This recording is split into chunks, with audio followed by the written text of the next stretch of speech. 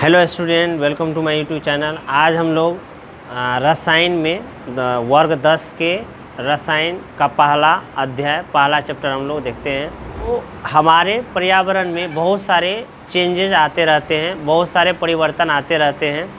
उस परिवर्तन जो होते हैं, परिवर्तन दो प्रकार के होते हैं, भौतिक परिवर्तन और रासायनिक परिवर्तन। परिवर्तन कितने प्रकार के होते हैं? दो प्रकार के। कौन कौन से?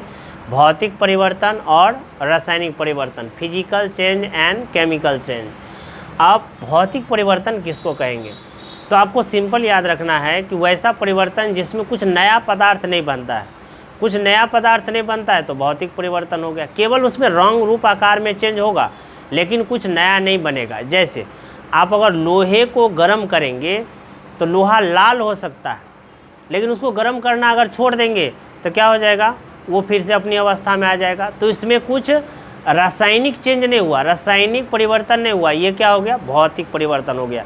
जैसे आप रबर को अगर खींच देंगे तो ये बढ़ तो जाएगा, उसका आकार बढ़ जाएगा, लेकिन आप अगर बल हटा देंगे तो फिर से रबर अपनी अवस्था में आ जाएगा। तो ये रासायनिक चेंज नहीं हुआ। कौन सा हो गया? भौतिक परिवर्तन हो गया। इसमें फिजिकल चेंज हो गया ये, यानी रबर को बढ़ाना क्या हो गया? भौतिक परिवर्तन।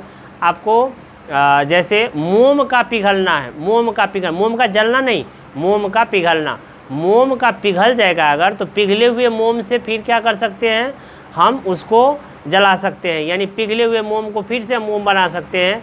तो ये हो गया आपको भौतिक परिवर्तन, जिसमें केवल रंग रूप आकार चेंज हो, कोई नया पदार्थ नहीं बनता हो। उसमें क्या बना? मोम पिघल गया, पिघल के फिर मोम ही आ गया, तो क्या नया पदार्थ बना? जैसे अगर लोहे से अगर हम खुरपी बना देते हैं या हसुआ बना देते हैं या कुछ भी धातु के कोई पत्थर बना देते हैं, और फिर उससे नया पदार्थ क्या बना? कुछ भी नहीं बना, केवल आकार में परिवर्तन हो गया, शेप में परिवर्तन हो गया। आप उसको फिर से, आप हसुआ को फिर से गला करके फिर से आप लोहा में बदल सकते हैं, जैसा था वैसा कर सकते हैं। यानी उसका रंग रूप आकार केवल चेंज होगा, उसमें कुछ नया नहीं बनेगा। लेकिन अगर लोहे में जंग लगना अलग बात हो गया, ये अभी बताएंगे। लेकिन लोहा से पत्थर बना देना, हसुआ बना देना, खुरपी बना देना, कुल्हाड़ी बना देना, कुदाल बना देना, ये कुछ नया परिवर्तन नहीं है, केवल क्या है? भौतिक परिवर्तन हो रहा है, आकार में चेंज हो रहा है या रंग रूप में चेंज हो रहा है। इसमें कुछ नया नहीं बनता है। तो वैसे क्या कहेंगे? भौतिक परिवर्तन किसको कहेंगे? यानी वैसे परिवर्तन जिसमें क्या है? कुछ नया नहीं बनता है, उसको कहेंगे भौतिक परिवर्तन। केवल रंग रूप आकार में परिवर्तन आता है, लेकिन कुछ नया नहीं बनता है। जैसे मोम का पिघलना हो गया, कपड़े का फटना हो गया, बल्ब का चमकना हो गया, जल का बर्फ में परिणत, तो बर्फ बन गया तो कहेंगे नया नहीं, उसको फिर से ताप दे देंगे, फिर से जल में आ जाएगा। ये अवस्था है, परिवर्तन नहीं है। क्या है ये? अवस्था। ये एक अपनी अवस्था में आ गया, यानी कि जल का बर्फ में परिणत होना, ये एक अवस्था में परिवर्तन आ गया, जल से बर्फ बन गया। ये कोई अलग चीज़ नहीं बन गया, नया चीज़ नहीं बन गया, ये एक नया चीज़ नहीं बन गया। ठीक है। धातु को पीट करके क्या? खुरपी, कुल्हाड़ी या कुछ बना देना, या फिर कपड़े का फटना, बादलों का बनना, ये सब जितने भी है क्या है? भौतिक परिवर्तन। यानी इसमें कुछ नया नहीं बनता है, इसमें उसी पदार्थ का वैसे ही खाली रंग रूप आकार में परिवर्तन हो जाता है, लेकिन नया नहीं बनता है। तो आप लोग समझ गए होंगे भौतिक परिवर्तन। अब हम लोग देखते हैं रासायनिक परिवर्तन। क्या होता है रासायनिक परिवर्तन?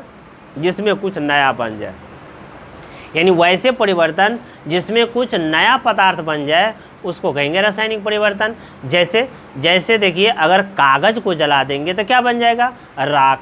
और फिर राख से आप कागज़ बना सकते हैं? नहीं बना सकते हैं। यानी राख से हम कागज़ नहीं बना सकते हैं, तो क्या हो गया? कागज़ बन गया राख, यानी ये हो गया रासायनिक परिवर्तन। आप कागज़ से राख नहीं बना सकते हैं। इसी प्रकार से अगर दूध से दही बनना, क्या दूध से दही बन गया? क्या दही से दूध आप बना सकते हैं? नहीं बना सकते हैं। तो दूध से दही बनना क्या हो गया?